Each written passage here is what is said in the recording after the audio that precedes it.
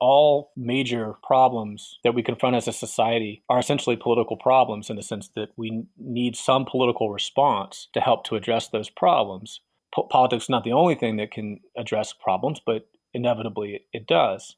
So to me, I think it is normal and natural and acceptable even that we have a political debate about the way in which we should handle the coronavirus, the way in which it's being handled, how well is the federal government or other governments doing their job.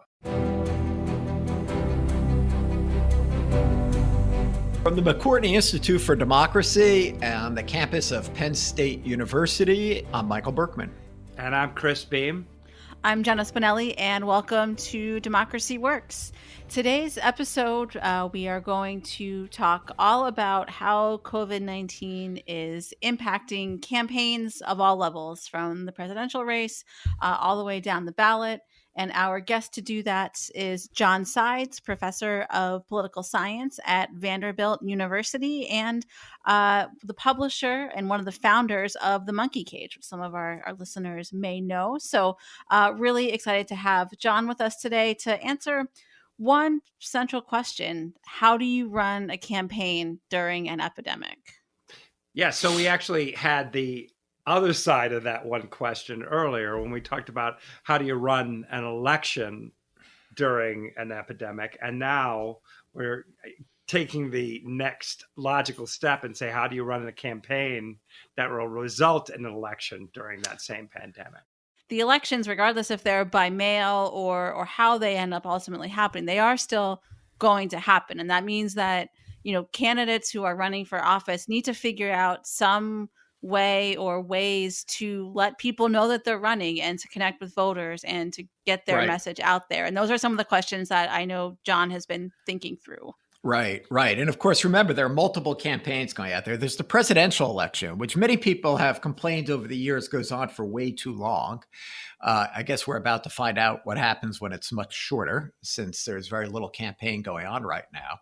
And then, of course, there are all of the elections below the level of the president that also will be taking place in November. But can you imagine the conversations in every campaign office for every candidate all over the nation when suddenly it dawned on everyone virtually simultaneously that everything they had planned, everything they had set up, everything that they were expecting to do to run their campaign was basically out the window. And they had to come up with new ways of doing everything that a campaign normally does, but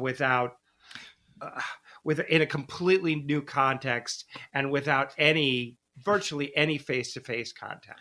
Right. I mean, there are several problems here for campaigns, especially the campaigns of challengers as opposed to incumbents. I mean, it's on the one hand, you can't do any kind of rallies. You can't do any kind of retail politics at all. You also can't get any real attention through the media because all the media is obviously obsessed and focused on the coronavirus. As is everybody. People, yeah. Right? I mean, I don't know that anybody really has the bandwidth for anything other than, where we are right now with the ongoing crisis. Right. It was, just a month ago, the campaign was all anybody was talking about. And now nobody's talking about it. Yeah, well, there is only that one issue, right? The coronavirus, but that one issue does lend itself to a variety of different frames. What do you mean? Well, so, one frame for which to approach this is the competence or not of the response by the incumbent administration. Another is the one that you're hearing from Bernie Sanders and many of his supporters, in that it does put the focus on things like a universal healthcare system. I see. Yeah, I guess that's true.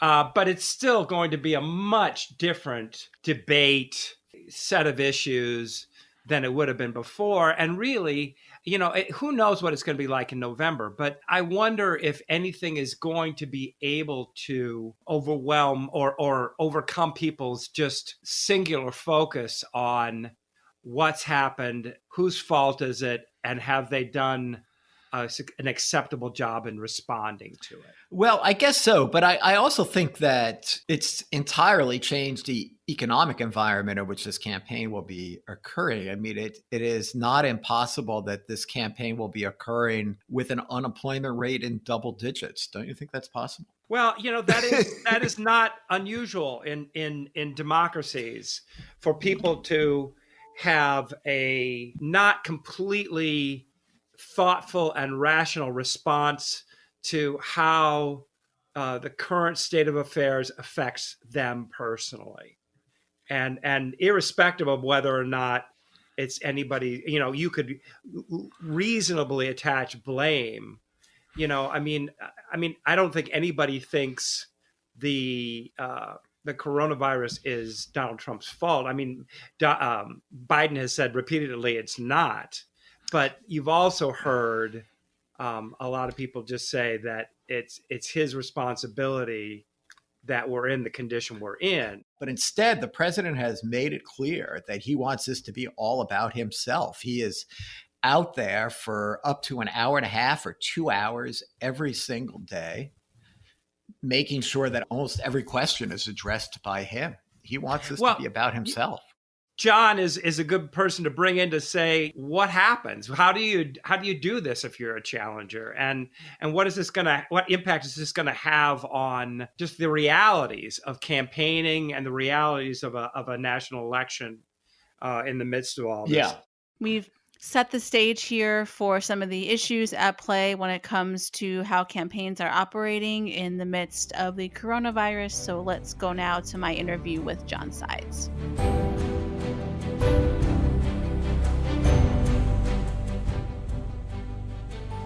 This is Jenna Spinelli here today with John Sides. John, thanks for joining us on Democracy Works. It's my pleasure. Thank you for having me.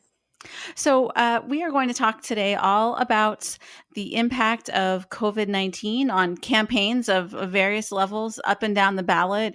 We did an episode of our show recently that talked about kind of the growing pivot to voting by mail and voting at home, and some of what that might look like. But I think the other end of that is just actually how the candidates and the voters are behaving, what factors are now going to influence their decision, how campaigns are going to run in this virtual environment that we now find ourselves in. So let's start maybe with the candidate piece of that. I mean, what are you seeing in terms of the ways in which candidates are changing their approach, how they fundraise, how they connect with voters during this time when we seem to be living our lives pretty much entirely online?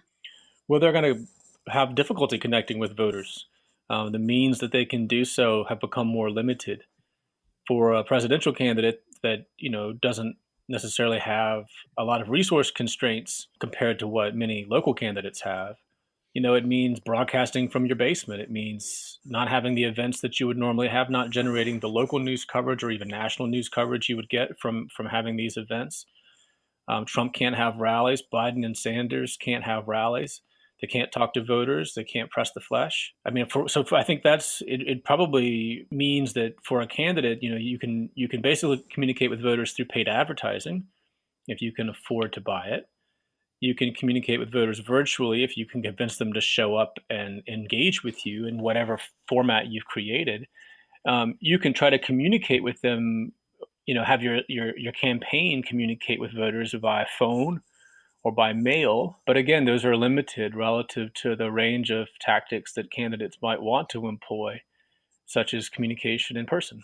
Do we know yet at all, I mean, how effective, how well received some of these virtual town halls and other kind of new approaches are so far? I know it's only been a couple of weeks. Well, we don't know a lot yet. I mean, I think the biggest challenge is just generating an audience and convincing.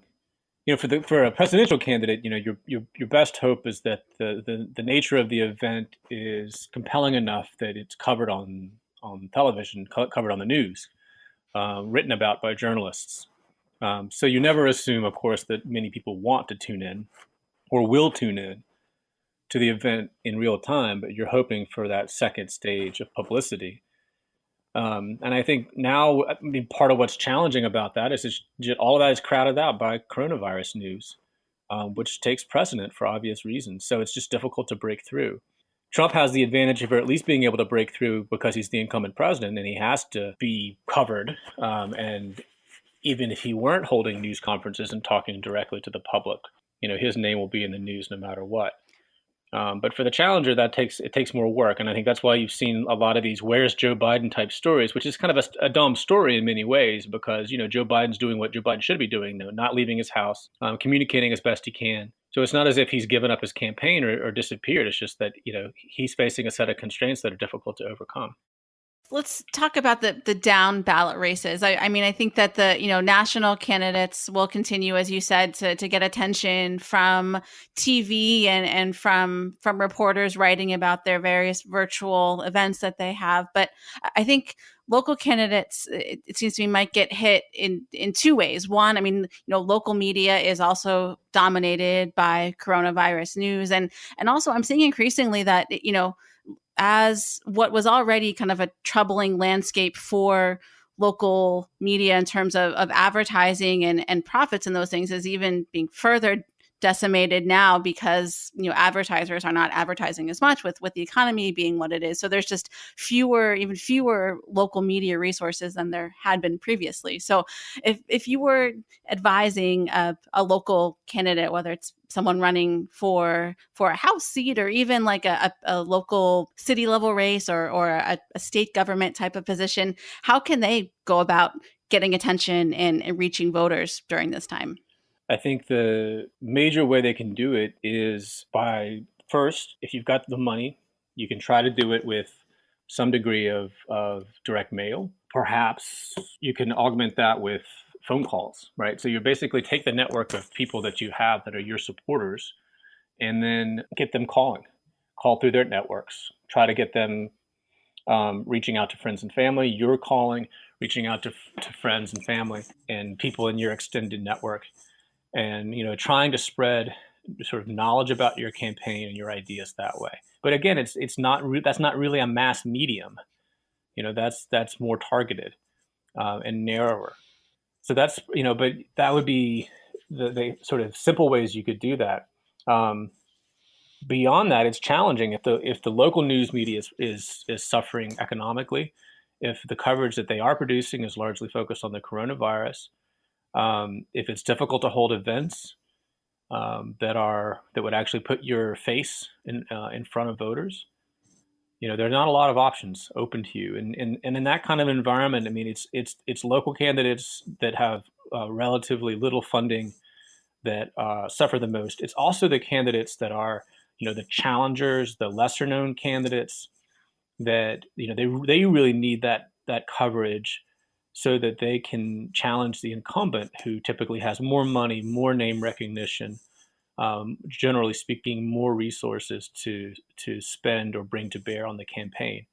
So I think a lot of the way that this is changing campaigns is the virus is hurting local candidates more so than maybe presidential candidates, but it's also really probably disadvantaging the underdogs and the challengers more than the incumbents.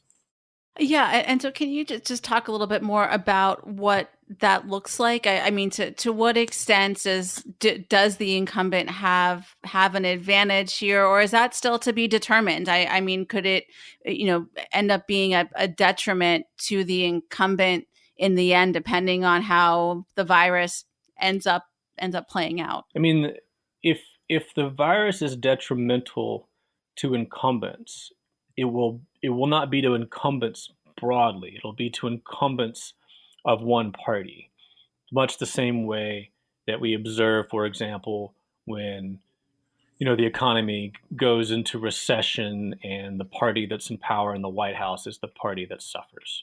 Or we have a midterm election and it's the party that's out of power, that doesn't control the White House, that benefits, as happened in 2018. So I think, if you're a Republican, one of the things that you're trying to figure out is, can Trump's approval rating thus far has not taken a major nosedive, and in fact, it's had a little bump in the opposite direction. Can that approval rating remain stable? If the virus and the economic contraction eventually does take a toll on Trump's approval rating, then it hurts your ability as a Republican candidate to make the case. because we live in an era in which a lot of down ballot elections are very nationalized. Instead of local factors being the main thing that voters think about when they go to the ballot box, they're thinking about national politics. So I think that's how the incumbents themselves might suffer. But you know, if that's just one party, and I think more generally, as you no doubt can see, incumbents tend to win election far more often than they lose. Even with some headwinds, sometimes the vast majority of incumbents even in the disadvantaged party win. So this is why, again, I think they're better positioned to withstand the disruptions of the virus than a challenger who's really still trying to get his or her name out there, and make the case for why they should take over and the incumbent should be unseated. What guidance are the parties giving here? I mean, as you said, there's kind of these efforts to have this unified front about how kind of all in relation to how the Trump administration is handling the crisis, but also as you also just said, we see these governors and others kind of trying to stake their own position. So if you're the Republican or the Democratic Party right now, how are you trying to strike that balance between having a unified party type of message and unified type of party approach, while also kind of allowing people maybe the freedom or whatever they might need to have an appropriate response for their particular area? Well, I think from the Democratic Party's point of view, it's easy to be united against Trump, and that's been basically a central feature of the party since Trump's election. And I think on a day-by-day basis, as the crisis unfolds, as there are numerous stories in the media and elsewhere portraying the sort of chaos and the lack of coordination within the White House, it's easy to sustain that message. It's not necessarily as clear that there's a unified sense that among Democrats when they're thinking about other Republican office holders. There was a story about Republican Governor Larry Hogan of Maryland, who's been quite out front, challenging the president, asking for resources, trying to lead. And, the story quoted, Democratic office holders at the local level who were like, yeah, it's hard for me to critique Hogan. He's doing a good job. I'm a Democrat. I'm still saying this about Hogan. So I think, at the local level, it's less clear. It depends a little bit on what the individual Republican office holders have done. For Republicans, I think it's a challenge. I think it's a challenge in two respects. I mean, one is that I think if you're thinking about governors or other local office holders, of course, right, there's party pressure to sort of stick with the president, go with the president's ideas. There's always a fear that if you're perceived as turning on the president, then the president's or his allies will raise a fuss, and you're going to face a backlash from elements of the party that are loyal to the president that perceive you as insufficiently loyal. On the other hand, if you think about from the incumbent's perspective, if you're perceived as mismanaging the crisis, if you're perceived as not doing enough, then perhaps you're going to suffer. In that sense, maybe you need to break with the president if you don't like the president's approach. You need to just chart your own course. And so that's just where Hogan is an example, Mike DeWine in Ohio is an example. They've clearly tried to do something different. And again, I think that reflects their approach to governing, their contact with the public health experts in their states. There's a sincere policy motivation for doing it this way. It's not just a political strategy, but it is a political strategy. And perhaps for them, they're betting on the fact that they can get some political benefit from leading effectively in this crisis, even if it means breaking with the president. Yeah, and to that point, I mean, there's been lots of talk since 2016 about how the Republican Party has been remade in Donald Trump's image and his ideologies and these sorts of things. Do you think that people like Hogan and DeWine and perhaps others might be fuel to break some of that, to maybe go back to the pre-Trump era of the Republican Party, or maybe have something else that stands up today in contrast to what he has kind of made the party into over the past couple of years? I think that what's different about this moment is that the virus gives us an extraordinarily unorthodox political moment, and as such, some of the earlier debates and conversations about how much is Trump changing the party How much is the party changing Trump? How much do elected Republican office holders have to mimic Trump or be loyal to Trump or take the same positions as Trump? All of that's kind of been thrown to the side because now the question is essentially, how are we going to defeat this virus? How are we going to help the economy recover? And this is really not as much about political ideology or political positions as much as it is about competence and the ability of the federal government to mount an effective response and the ability of state and local governments to augment that response. And as such, I think it's put Trump in a very different position than he's used to being in, and it's probably given Republican office holders some leeway to chart a different course, because now we're not dealing with the same old issues of immigration or taxes or healthcare or what have you, but we're dealing with what could be potentially, an event as singular as a world war or as a economic depression. So perhaps for that reason, you've seen some Republican office holders basically strike out on their own and do it differently than the way that the Trump administration has done it.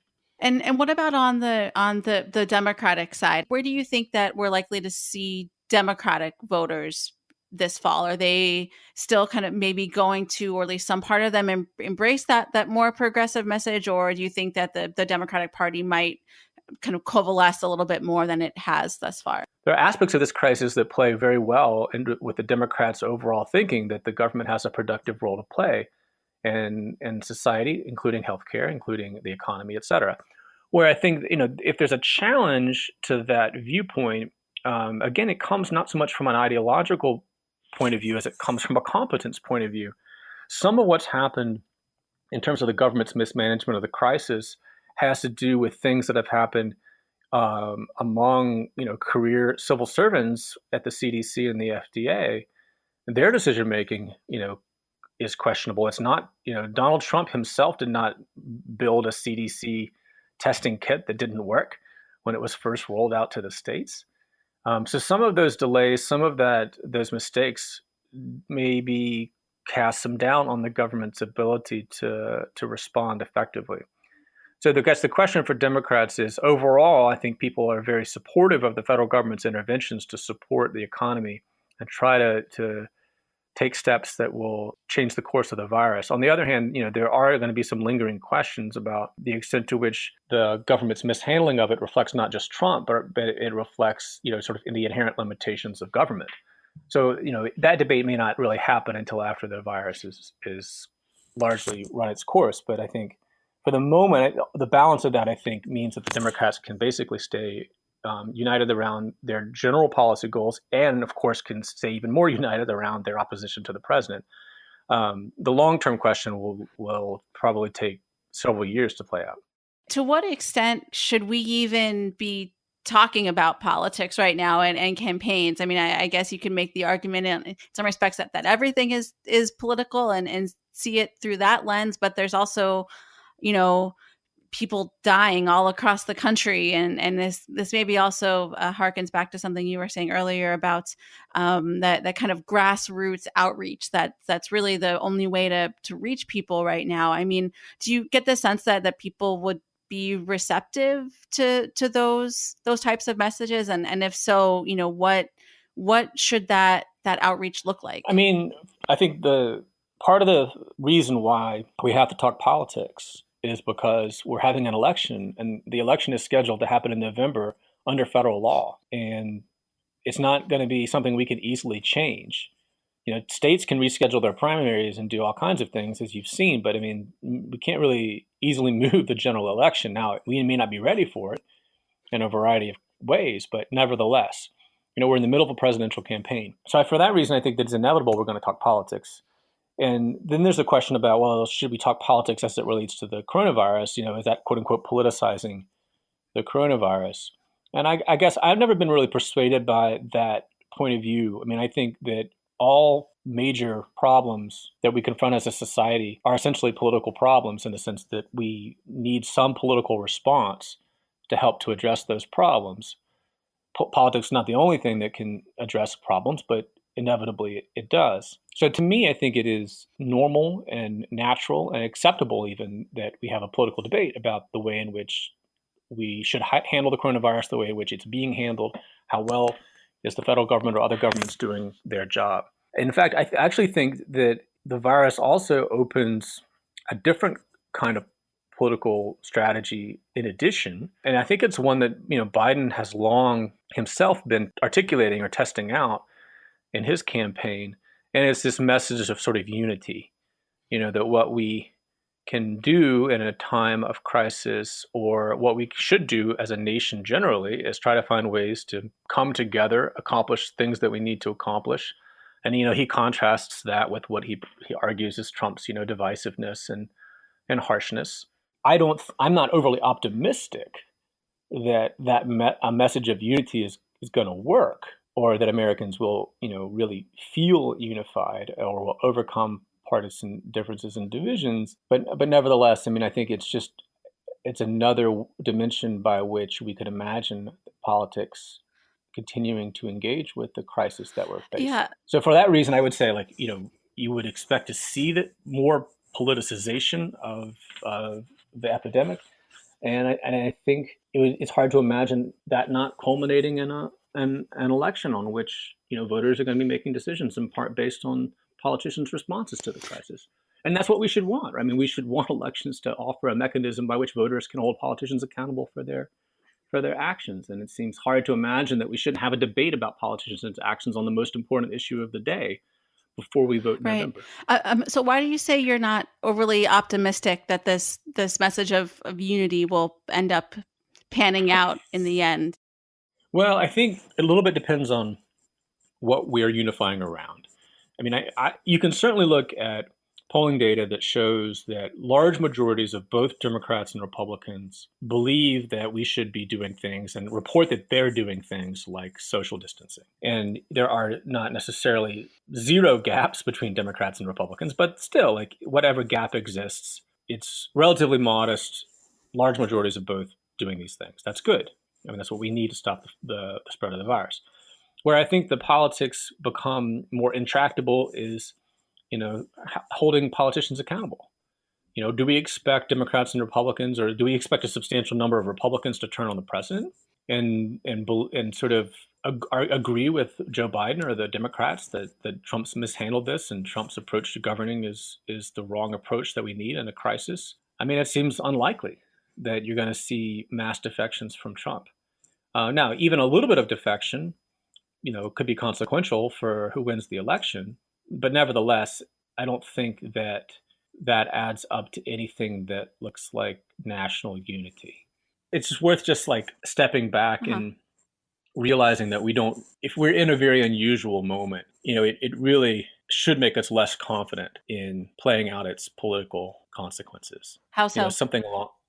Well, to me, we're going to look at economic numbers in the first and second and maybe third and fourth quarters of 2020 that are extraordinarily bad, worse than any economic number that we've seen since the Great Depression, or at least that's what forecasts suggest. That's just an outlier relative to the types of economic numbers that we've seen and used to try to gauge things like, how the public holds incumbent presidents accountable, either in their approval rating or when it comes time for re-election. So I think we're challenged in part because this is such a black swan type event that we don't know exactly how to think about its consequences, and we can't say things with a great deal of confidence.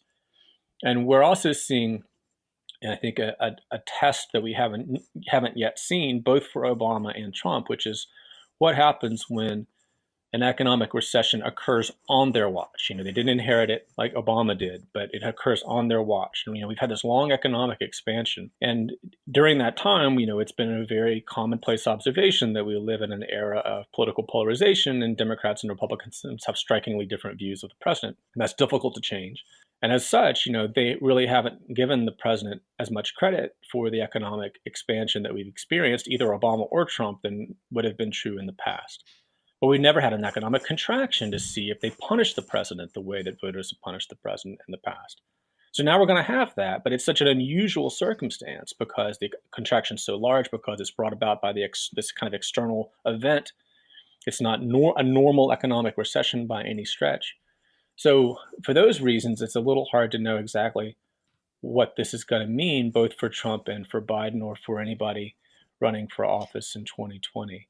So I'm just conscious that, there's value, it's valuable to sort of think through the implications of the current moment for politics on different dimensions. But in many ways, I think having an even higher degree of uncertainty about the consequences is a valuable posture for social scientists and political commentators right now. Yeah, no, that's a great point. And I think that in these times of crisis, like on the one hand, all we want to do is like try to find meaning or make sense of something that's new and makes us feel anxious and frustrated and angry and all these things. But yeah, I think that point about the kind of black swan nature of this is worth keeping in mind for sure.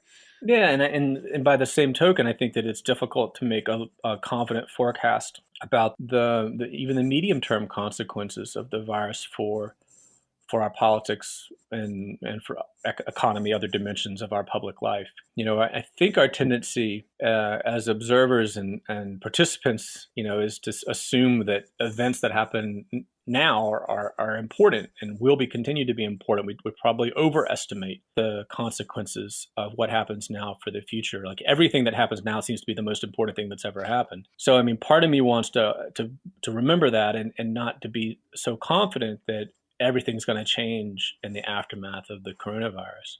But on the other hand, there are certainly very plausible cases to make for certain kinds of large-scale change. A lingering economic consequence, for example. And if the virus plays a role in Trump's defeat, let's say, then having a Democrat in the White House will make a big difference in policy and politics for the next several years, and that could be itself pretty consequential. So I vacillate some days between thinking it matters a lot and then not being confident in terms of how much it will matter. So again, this is just more reason for us, I think, to be cautious in making confident predictions here as we sit in the early part of April. Yeah, that's great. Maybe we'll have you back on the show after November 3rd to see how it all ended up playing out and how much of a role the virus ended up playing in the end. That'd be great. Great. Well, John, thank you so much for all the work that you're doing in this area, and thanks for joining us today. Thank you very much for having me.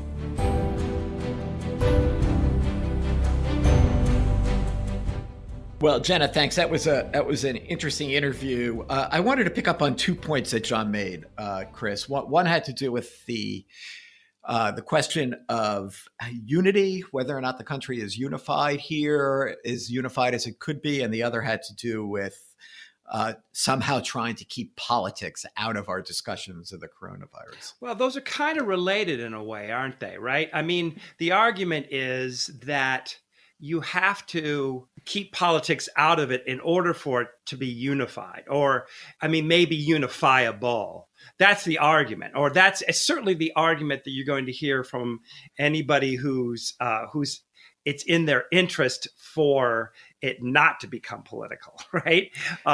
This is not a benign question, but it is interesting to me how, I mean, what John said was that, this is typically a moment in our nation's history when we see unity.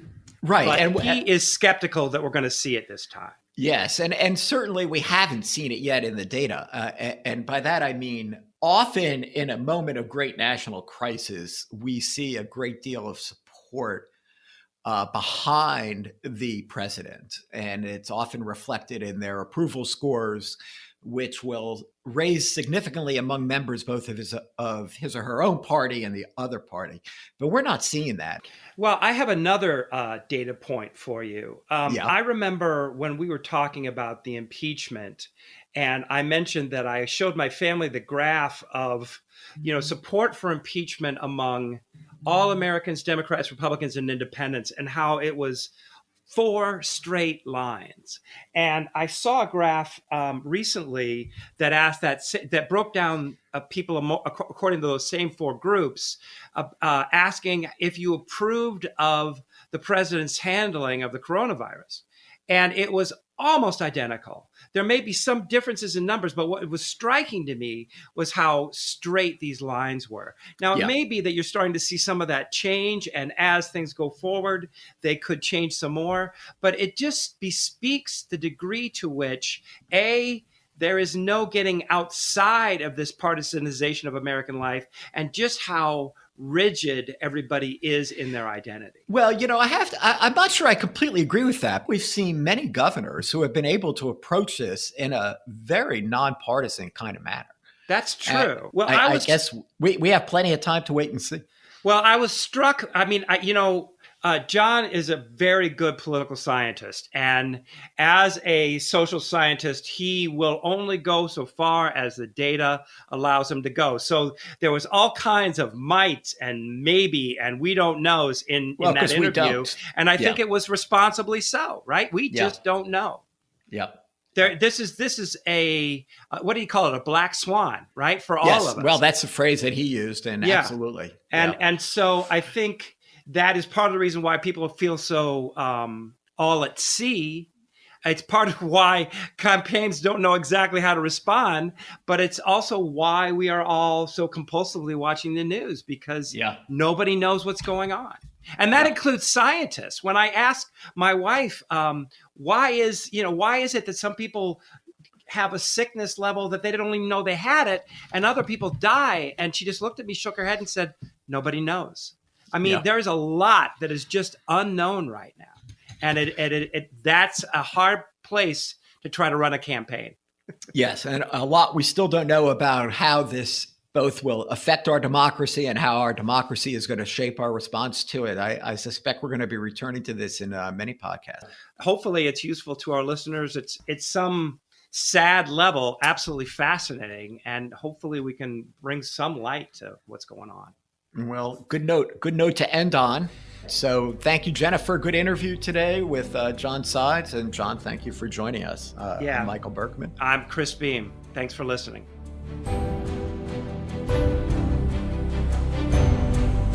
Democracy Works is produced by the McCourtney Institute for Democracy at Penn State and WPSU Penn State, Central Pennsylvania's NPR station. Episodes are engineered by Andy Grant and Craig Johnson, edited by Chris Kugler, Jen Bortz, and Mark Stitzer, and reviewed by Emily Reddy. Our interns this semester are Nicole Grayson and Stephanie Crane, two seniors in the Donald P. Belisario College of Communications at Penn State. Democracy Works is part of the Democracy Group, a network of podcasts all about civic engagement, civil discourse, and democracy. Visit democracygroup.org to learn more about our member shows and access deep dive playlists on topics like gerrymandering and money in politics that are curated from across the network. If you like what you heard today, please leave us a rating or review in your podcast app. Thanks for listening, and we will see you next week.